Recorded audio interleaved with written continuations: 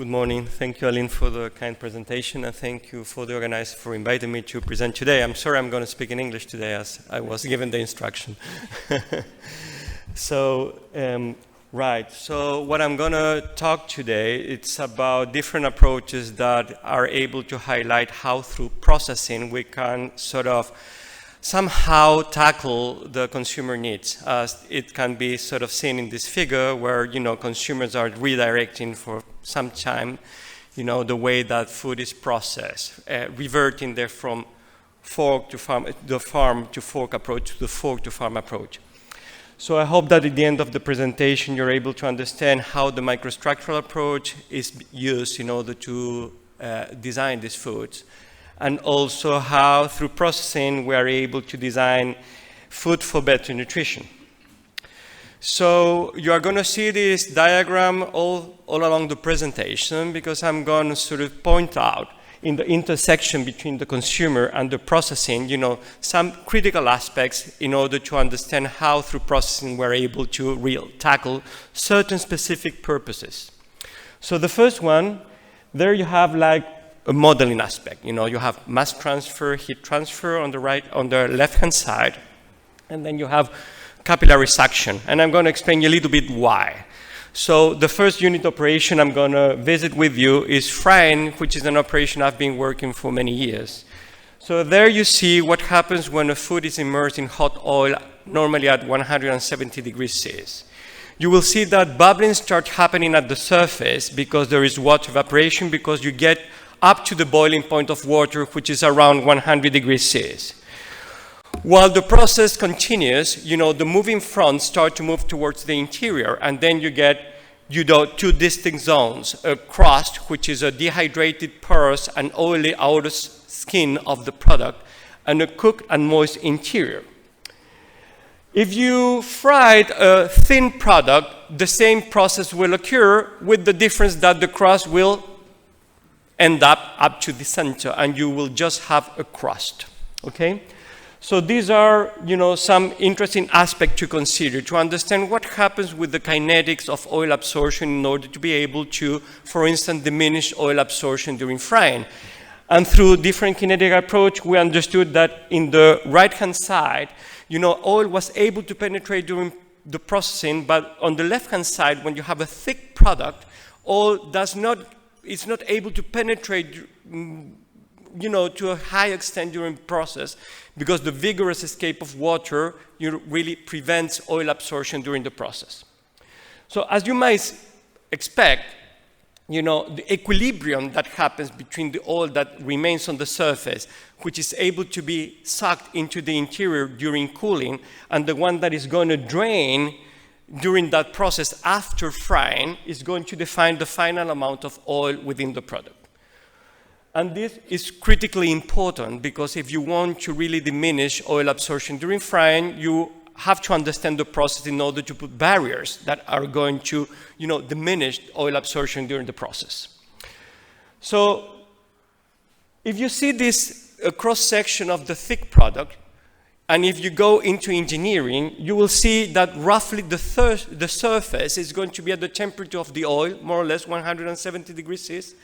And then the moving front, where the water starts to evaporate, is going to be roughly at the water evaporation temperature. So remember this.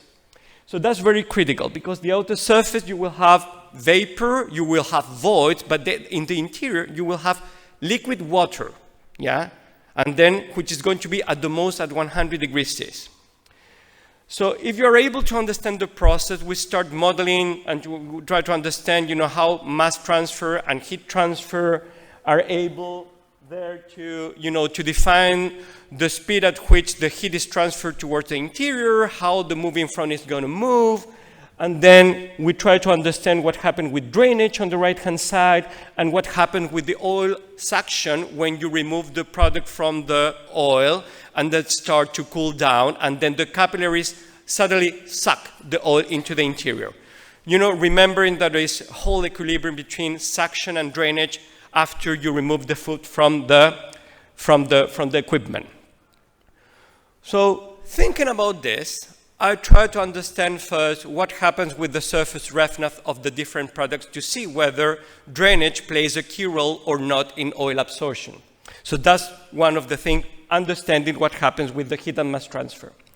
So in that picture, you can see on the top-hand side some gluten matrices. These are laminated dough that were made out of gluten and starch in different proportions. And then on the right-hand side, we added methyl cellulose. And at the bottom, you have potato flakes, which are extensively used in the food industry in order to produce potato dough, which afterwards can be fried. And then we use different components like methyl cellulose and native starch in order to really confer different roughnesses to the product. And as I said at the beginning, I wanted to move you and to tune you into the microstructural domain of this. So here I will show you something that we did at Warsaw Polytechnic Institute in the United States, where we use a laser microscope. It's not a confocal laser microscope, it's a laser microscope. That means with a laser you start really to scan the surface of the product. And out of the scanning of the surface of the product, which you can see on the right-hand side, you can obtain an elevation map that allows you to really understand what happens with the different protuberance in the surface in order to be able to derive roughness of the surface. So we did a fractal analysis that is shown here. So we start, this in a digital form to start to decrease and to cover the surface with triangles that start to decrease in size. So the smaller the triangle, the bigger the possibility to get into protuberances of the surface. And thanks to this, I'm not going to get into that, but you get to a parameter that is linked to the roughness. Okay? So here, we can see what happens to the correlation between the roughness on the x-axis and the total oil absorption. And we can see that in the gluten matrices, we can obtain a correlation between the roughness and the oil absorption, sort of confirming that the roughness of the surface has a certain relationship with the oil absorption. And we did the same with the other product category, with the potato flakes, where we see that there's always also a correlation between the roughness of the surface and the oil absorption. But when you compare both product categories, so that was good because we were able to understand that when we have a certain similar matrix, the roughness really sort of relate to the oil absorption, which is something that we wanted to understand.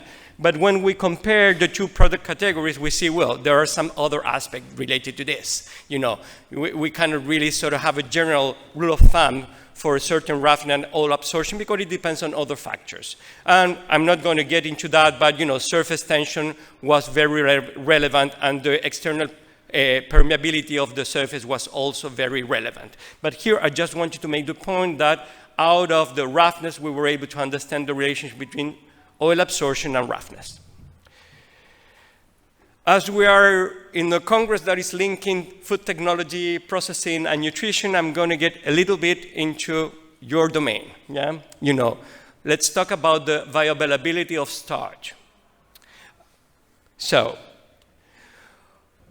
in a regular frying process, you deep fat fry at atmospheric pressure. But as you might know, if we decrease the pressure, we can decrease as well the boiling point of water. It means that we can make water to boil at a much lower temperature. So that's what we did. So we reduced the pressure and we reduced the boiling point of water from 100 up to 45 degrees Celsius, which is very interesting. But it gives you this configuration. If you decrease the boiling point of water, water will, let's say, boil at 45 degrees Celsius. And you can reduce the frying temperature. You don't have the need to fry it at 170. You can fry it at a much lower temperature, which is very interesting. But what will happen? In the inside, you will have liquid water, which can be at the most at 45 degrees Celsius. And on the surface, you will have a dehydrated crust, which will be between, in this case, between 45 and 115 degrees Celsius. Are you with me? Okay? So, what might happen with starch? Starch, what does it need to gelatinize? Liquid water and temperature. But unfortunately, here you do not have that combination. You have liquid water, but you don't have enough temperature. Or you have the temperature, but you do not have liquid water. So you can limit starch gelatinization. And thanks to this, you can eventually reduce the starch bioavailability because you need to have it gelatinized. So I'm going to coin two concepts. One is the TEP and the THP. TEP is just the bubble end point that we use in French, which is the total frying time. And then half point, which you mean halfway through. Let's say if you need 5 minutes, TEP will be 5 minutes, and THP will be 2.5 minutes. It means halfway through, in order to compare atmospheric frying and vacuum frying. Just bear with me with this concept, because following graphs are going to use that concept.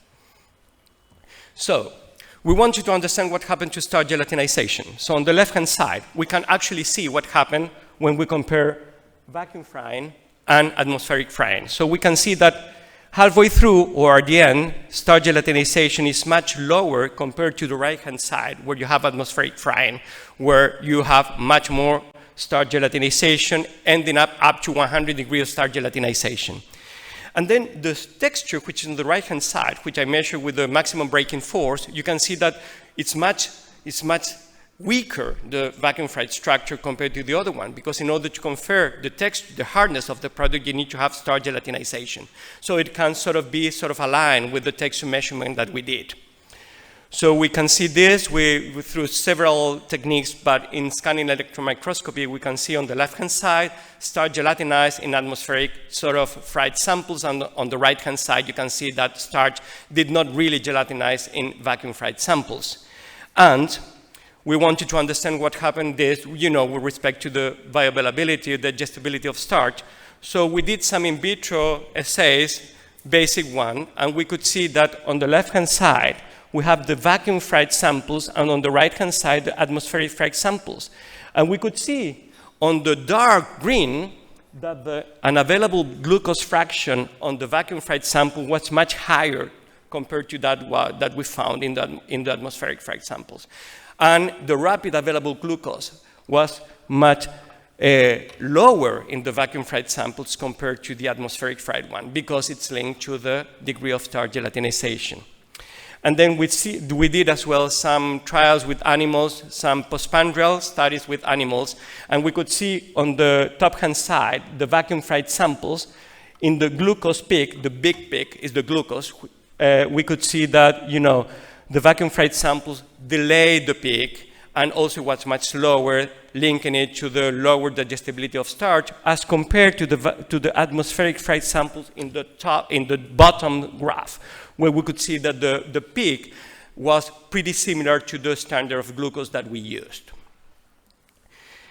We move a lot into microscopy in order to try to understand and to really quantify the structure, not just to observe the structure, not just to see cells shrink or it appears to have less holes. No, we really, when we use microscopy, we try to derive quantitative data. I'm not going to go deeply on that. You saw with the roughness some approximation, and then we see here with the X-ray microtomography that we have in our lab that we are able really to dig into the inner structure of the food. And just to show you that through image analysis, thanks to this, you can able to segment and to really observe what happened with the oil distribution in atmospheric fried samples, which has much higher content on the top as compared to the vacuum fried samples on the bottom. Because, of course, when you have lower structure, you have a much higher permeability on the vacuum samples on top, much more permeability because of this limitation of structure formation, as compared to the atmospheric fried samples where you have more structure with a harder texture, so the oil absorption is lower.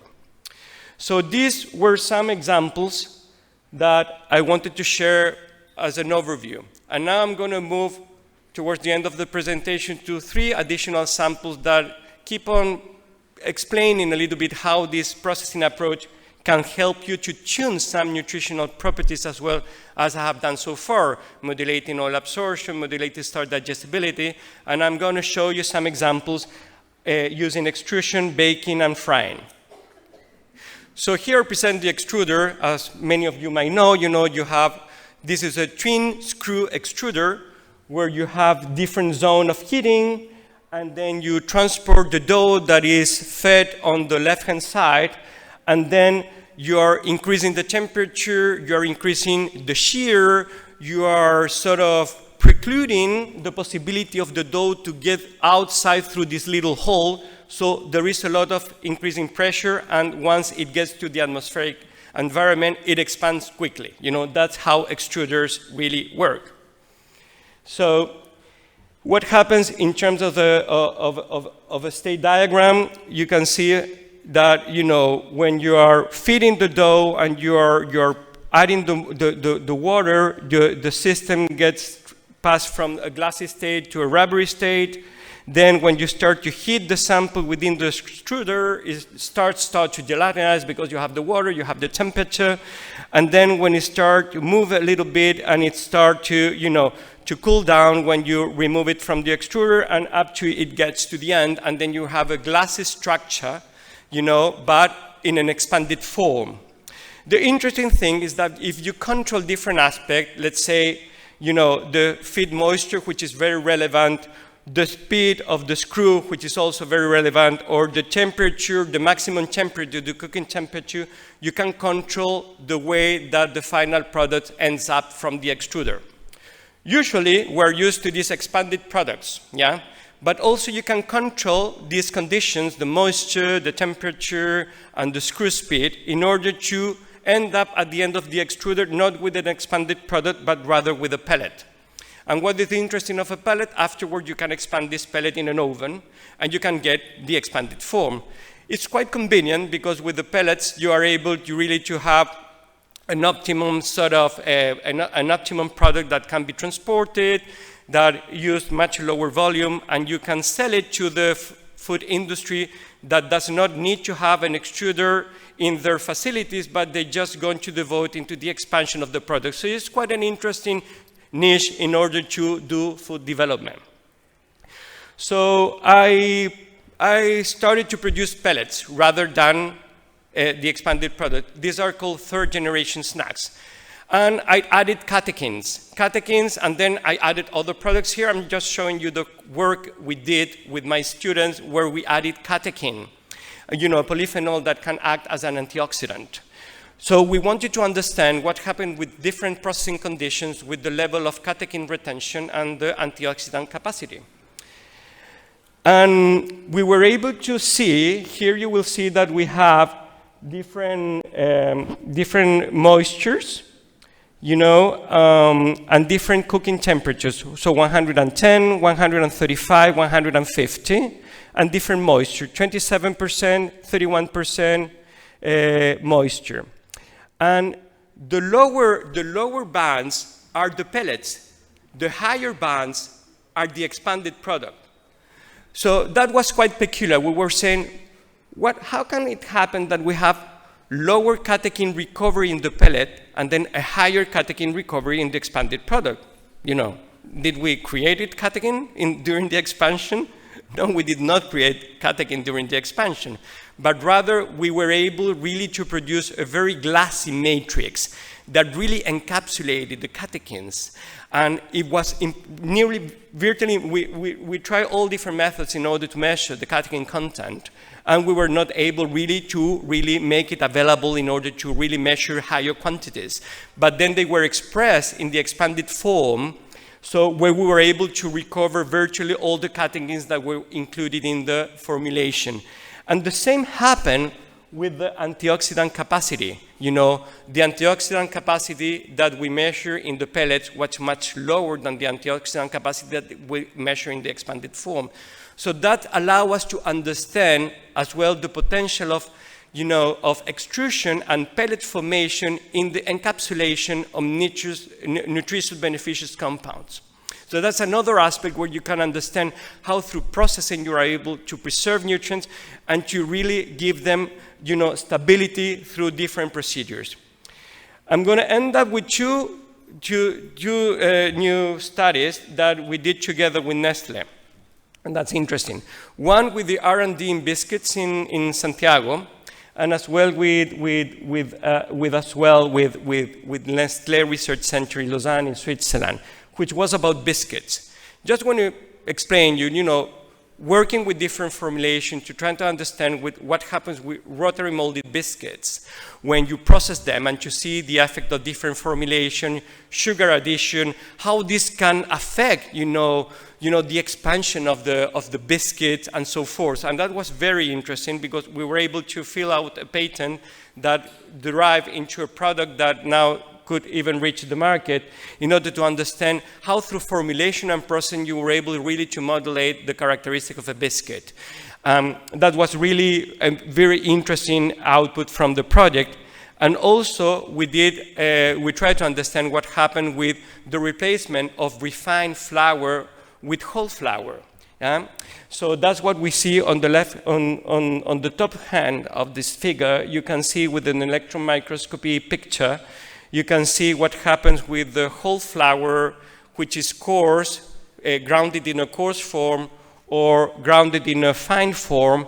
And then what was interesting of the research that we were doing, we were formulating dough as well with an equivalent arabinoxylan content in other model doughs, to try to understand the effect of water extractable anabiroxylans and water unextractable anabiroxylan in the behavior of the dough, to try to isolate and to understand specifically the component, the effect of the component anabiroxylan and extractable and non-extractable in water in dough formation. And we could really see there, these are like the little arrays that you can see in the yellow arrow, what happened and how you could see the disposition of the water and extractable anabiroxylan within the dough, in order to understand and to link this with what might happen with respect to the gelatinization degree that we were observing in this dough, with the areology that we are obtaining in this dough, and thereafter to understand through this microstructural approach the link between formulation, processing, and the final characteristics. And I finished with this work that is ongoing. That's a PhD candidate that is working in the R&D that Nestlé has in India, in Manesar, where they devote their attention to noodles. And we are trying to really, implement new technologies in order to produce noodles. Instead of frying, we are trying to develop new technologies using drying, in order to understand how the sensory attributes can be conferred through drying compared to deep fat frying and so forth. And this is a work that we are doing with the team in India. And I just showed you this image where we can see, the correlationship that we have between the different structures that we have obtained and the rehydration, which is the critical parameter in noodles. Noodles are this dry sort of little spaghetti that you can consume, and then you hydrate them very, very quickly in hot water. And that's really critical, because you want this to be instantaneous. So this critical parameter is heavily related to the porosity that we were able to obtain in the different structures that we were observing and measuring through X-ray microtomography. And thanks to this, we will be able to really derive into a healthier product in this very relevant product category. So I hope that through this sort of talk, you were able to understand what I meant by the microstructural approach in order to link product formulation, processing, and product characteristics. And I would like certainly to thank all the students that have been working the work I presented. And thank you very much for your kind attention.